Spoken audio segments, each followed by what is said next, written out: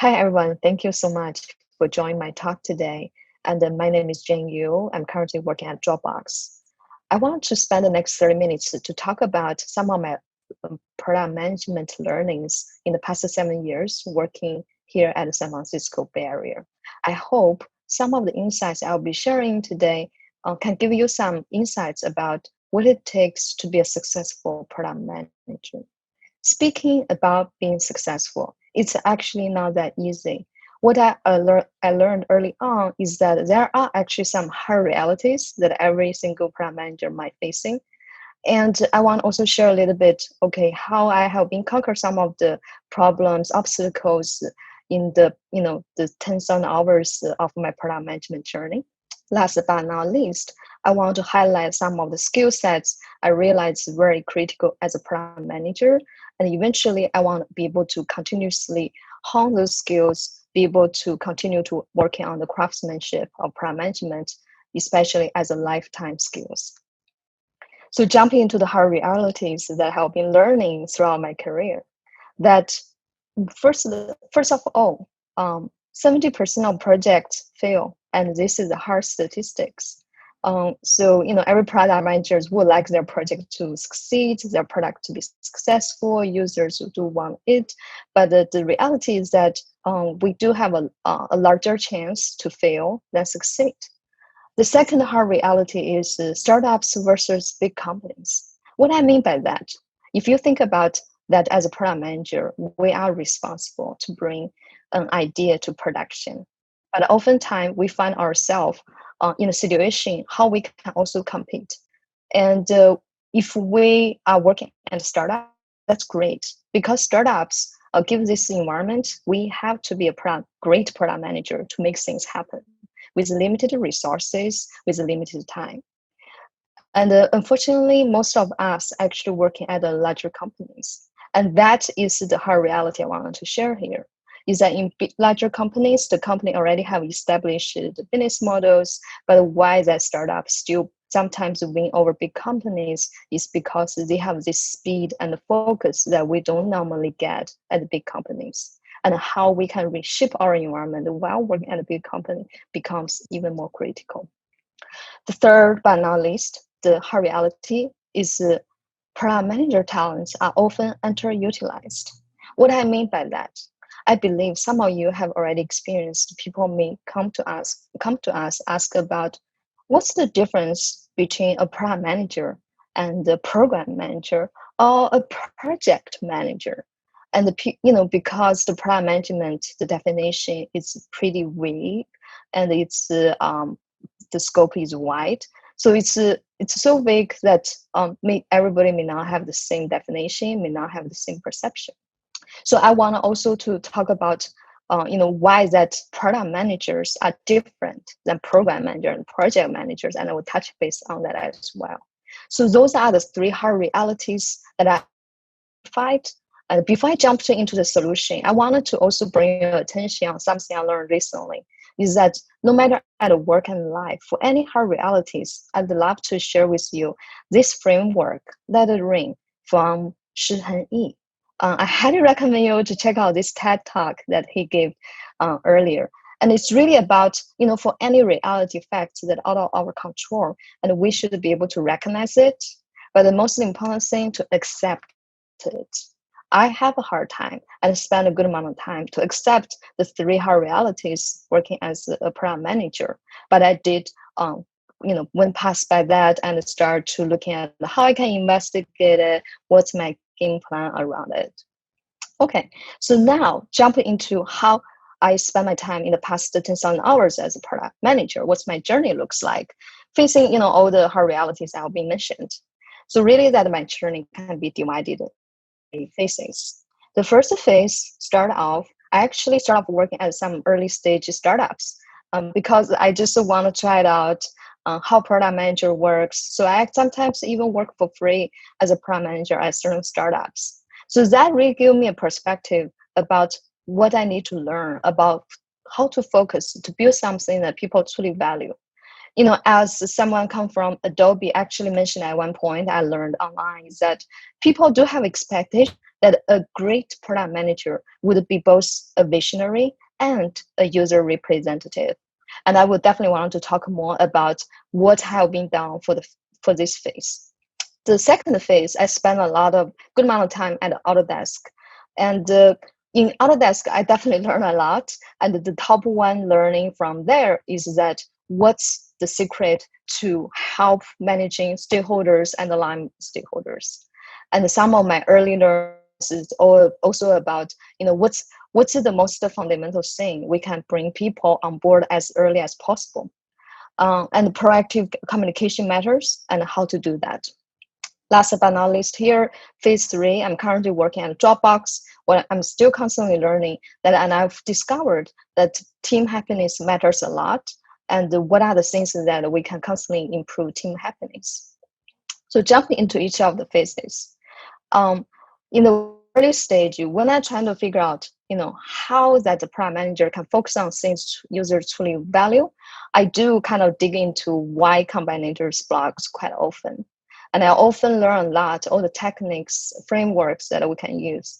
The most fundamental thing is really about just reach out to them, talk to them.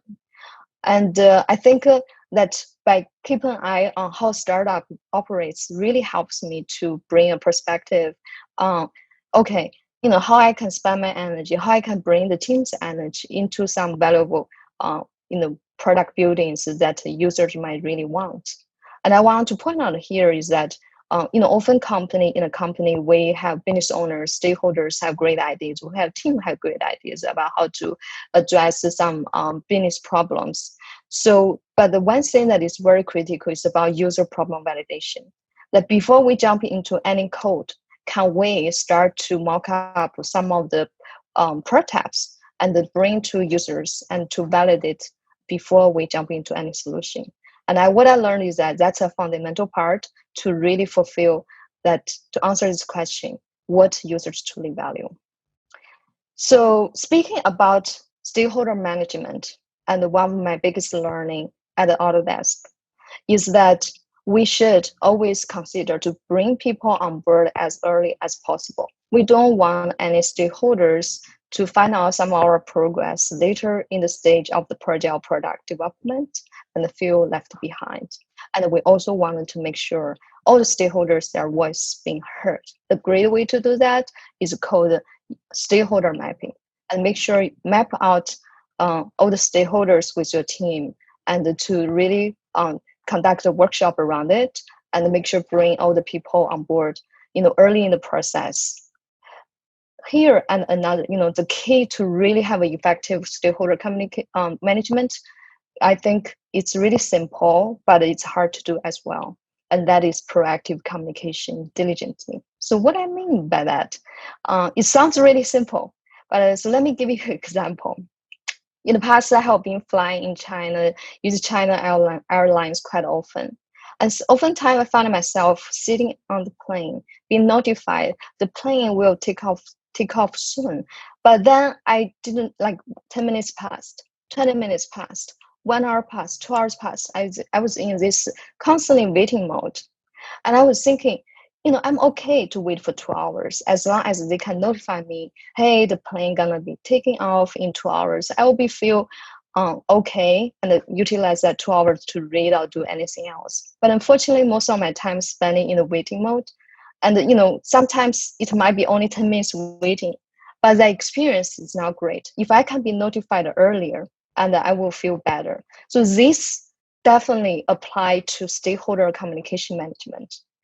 Our stakeholders actually mostly will not frustrated if we delivered our features not on time. What they most frustrated is actually they are not being informed in advance. Even at one point, I had one of my stakeholder share with me, hey, Jane, this project is large.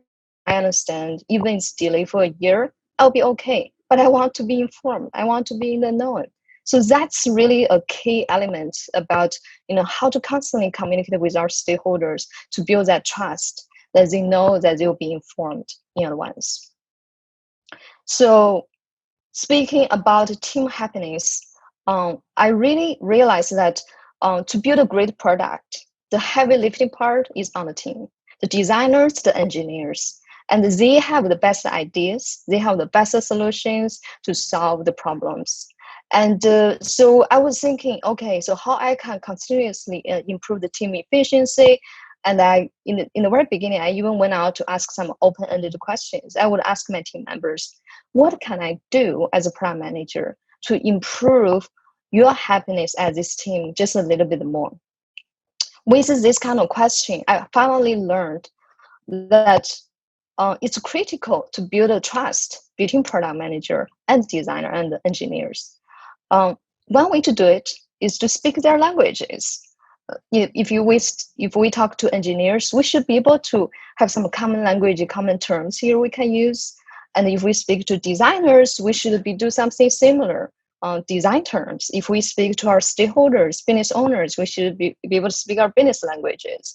And so ultimately, what I'm suggesting, product manager can learn a little bit of different languages when we're talking to different people, when we're trying to bring everybody together.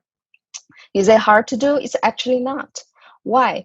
Because we don't have to be an engineer, we don't have to be a designer, but all the technical concepts is all there online. We can literally go to learn some of them and to fulfill a little bit more about our understanding of each the field. And in that case, we are building those common language working with our team. So recently, I do start to diving a little bit more on the back end, how I can even be a backend engineer. But that was not my purpose. My purpose is really to how to learn some of the technologies terms so I can have a more effective teamwork with my team. So my advice here will be like, be technical or be creative as much as you can and build that common language, and to speak the right language when you're talking to the right people really make a difference.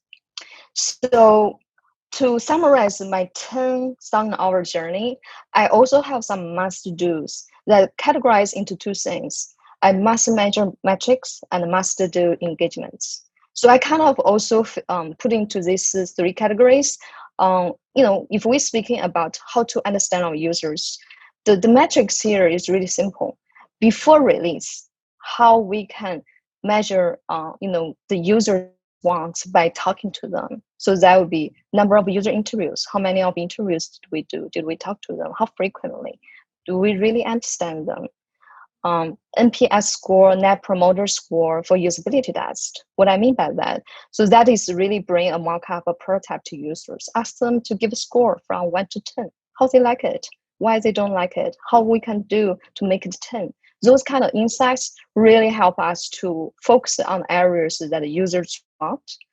And the third one, which is, of course, when the product's released or feature released, we should be constantly measure the daily active users. Then that's also based on the problem frequency. If the problem is happening daily, definitely measure daily. If it's weekly, measure weekly. If it's more frequently in a day, then measure hourly. And let's also see that true trend, how the retention cohort looks like. Are people coming back?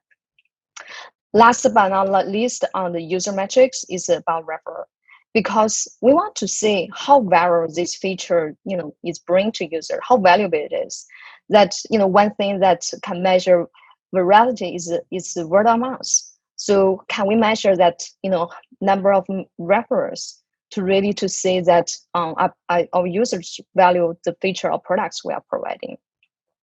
So speaking about, interact with our stakeholders, the must do here really is about, how we constantly keep in touch with them by doing things like regular alignment, make sure we constantly hearing from them. But not only for that, we can also constantly share what we have been built. In the past of my career, I have constantly adopting Agile Scrum methodology, and that give us small window to share what the product team has done in the past 2 weeks. If we are running 2 weeks sprints, and we can invite them to a bi-weekly sprint demo, they can see what are the features being done before entire release. So they have this visibility into exactly what we are progressing. And the team will also have this visibility on how our stakeholders think. So that's definitely one of the must-have when we're working with stakeholders. Here, the last thing on the stakeholder category is about design thinking workshops, and I have a little bit more to share. That's down to a later stage of my talk, which really could be a game changer. I wanted to touch base a little bit team happiness here as well. The number one metrics I always do is also looking at how many iterations did we do. And this normally should be product feature iteration, but why it's under the team category? It's really because the iteration is driven by team. And the most successful teams, no matter in startup or big companies, it's really about how many times of iteration they have done. And I have definitely a lot more to share here, but this is definitely something I can dive deeper forever. But this is definitely one of the metrics when I work with a team. I want to make sure the iteration frequency is high. The team is very engaged to constantly put out the iterations that are more really close to a product market fit. The number two metric here when I work with team is about the sprint burnout rate. If you are familiar with Agile principle, is that we do a sprint planning, plan out how many stories or story points we plan to conquer for the next 2 weeks, and then we come back to review it to see how much percentage is being done. And the burnout rate is really that percentage. We want to make sure that percentage is as close as we have planned, so that the team feel like, oh, we had a great plan and we have made it all happen. So that feeling will really help improve the team happiness. We don't want the team to feel overworked. We don't also want the team to feel underutilized. Two engagement here are critical for team happiness. Regular retrospective, make sure it's also done in a way that give everybody a voice to speak equally.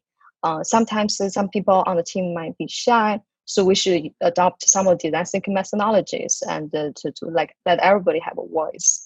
No matter what it takes, it can be whiteboarding or sticky notes to write down before any speaking. There is always a way to solve that problem. So make sure to hear how the team feels and constantly iterating into next sprints, improve the process. Last but not least, release celebrations. Oftentimes, what we do about release is that every 1 or 2 months, we might run 2 or 4 sprints. At the end of those sprints, we wrap up a release and deliver a major feature or deliver a product. And we should always have a sharp stop right there to take time to celebrate all the hard work we have been done. And also sometimes celebrate some of the failures we have been learned from the past 1 or 2 months. So that's the things that I always do and always recommend. Definitely there are a lot more I can share here, but those are the highlights I wanted to point out here. So now I wanted to talk about, after these 10,000 hours I have been learning, and what is the things that I'm constantly still working on. And those are also highlights I want to point out as how we constantly working on this craftsmanship of product management, maybe throughout our career life. So I pointed out kind of 5 top skill sets, top frameworks that I think it's important to share here. The first one is the fundamental one as product manager, which is build product instincts in 3 stages. If you still remember early in my deck that people have expectation about a great product manager should be both visionary but also user representative. So how we can build a product instinct at the vision level. I really highly recommend you to read this article from James Clear. It's about the 3 stages of failure in life and work. So in my opinion, we should build our instincts in all the 3 stages. And the first most important one definitely is have the vision in place. And it's not something that one day we become product manager, we will have it. It's really a constantly practice and building kind of exercise. Really also about how to iterate from product to product, eventually make our product instincts even stronger. Here on the vision level, what I mean is that how we can envision a product can bring to users and make sure our stakeholders, our team align to that vision, believe into that vision. Maybe in the very beginning, our instinct on the vision is low, but we can continuously build on top of different product projects we have been working on, eventually have a confidence on the vision we bring to the table. And the strategy is the same. But the strategy is a little bit different. And with Jim Clear's great example in this reference, strategy really is about feel fast, to switch fast if something is not working. So the strategy here is building instincts about what kind of product strategy works. And we should constantly thinking about what kind of strategy we have, how many options do we have? Can we try option one? If strategy one is not working, can we switch to strategy two quickly? If we can constantly switching and eventually find the ideal strategy, that's the best way to iterate. What we don't want to have on a strategy level is that we find some strategy, we tried out, we didn't, we didn't let it go fast enough, and we stuck on some not so great strategy, will lead to not so great products. Okay, so now talking about tactics, that's where I wanted to answer the early question I have been put it out, is that people often mistaken between product manager and program managers, and even sometimes project managers. The overlap of those roles is really at tactics level. Sometimes product manager are lucky enough to work with program manager. Program manager will, make sure that all the tactics picks, that all the updates are in place, so that product manager can be in the know. But most of the time, we do not have the luxury of program manager to working for us, so that we have to step up, fulfill this part.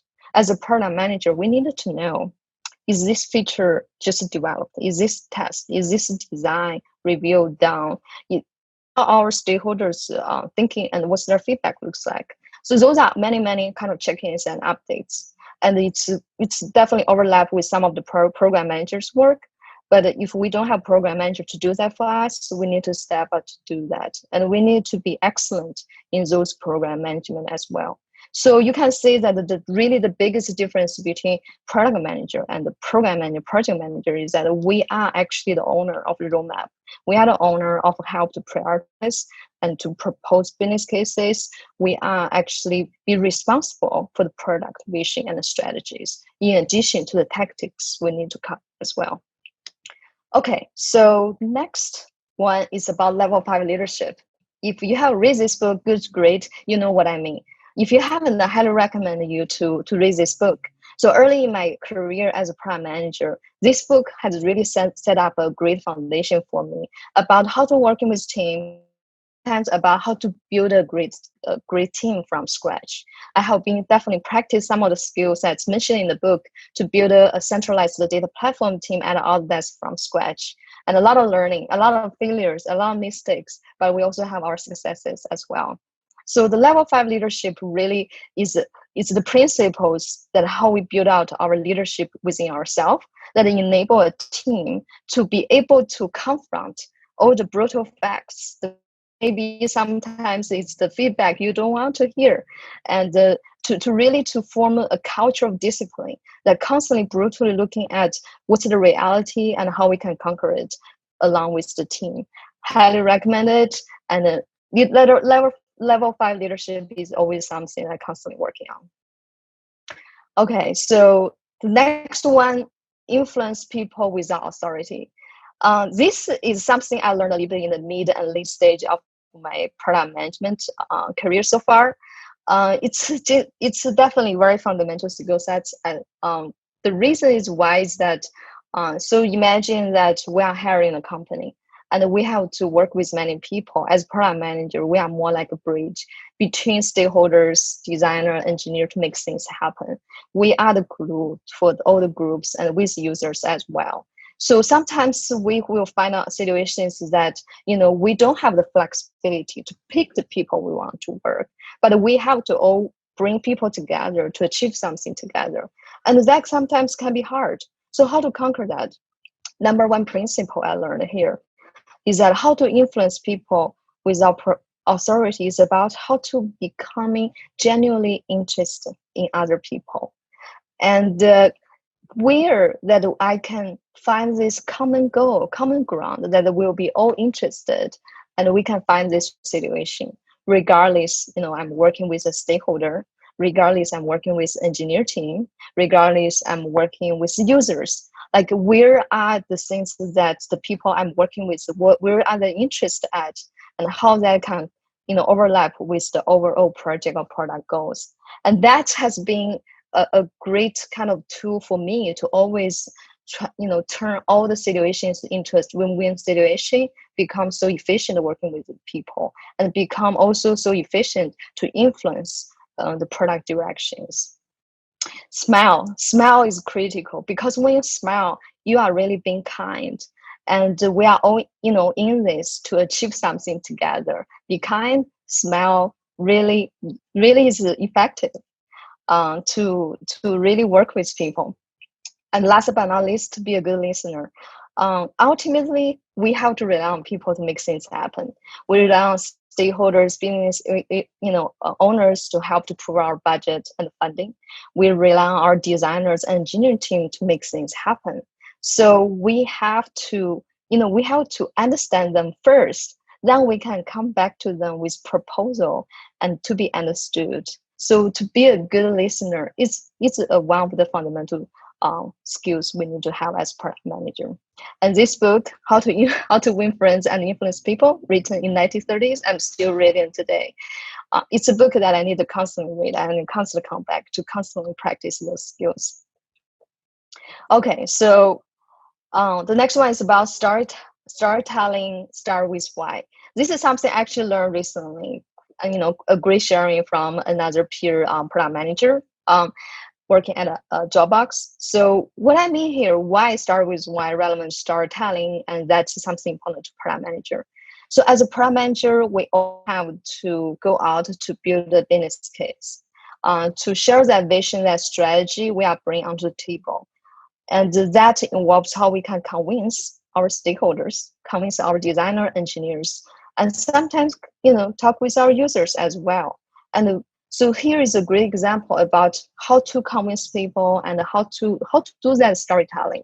The key here, really, like as Simon mentioned here, which is a YouTube video you should, if you haven't, is start with why. So let me just repeat his example about Apple's approach on this storytelling. So when Apple try to sell a product to our users, the Apple will now say, "Hey, I got this computer, I got this phone. Do you want it?" They don't start with that what. Instead, they start with the center of why. So simply repeat how Apple approaches the users is that they start with this vision. Everything we do, we believe in challenge status quo. We believe in thinking differently. So that's the why. That why they start this interaction with the users. Next, how. The way we challenge the status quo is by making our products design beautifully, simple to use, and user-friendly. And this is their approach. And then at the end, this happens to make great computers or phones. Do you want it? So that's when no matter you are talking to stakeholder, user, or the teams, they already got buy-in because they have got buy-in with why you start this whole conversation. So fundamental stuff that I definitely highly recommend. If you do any storytelling, business case building, start with why it's something that can bring people on much more effectively. Last but not least, questions shift our product management is design thinking. So what I got really lucky when working at Autodesk is that Autodesk is such a design focused firm. Produce all the design softwares, and design thinking has been a key element in the company to drive the key culture as well. Without knowing that what design thinking can make an impact in my career, I actually went to some of the early design thinking workshops within Autodesk, collaborated with Luma Institute on the left on the screen here. And I was able to learn all these methodologies. And I realized that design thinking is truly a muscle. It's a tool, it's something that we need to continuously practice on.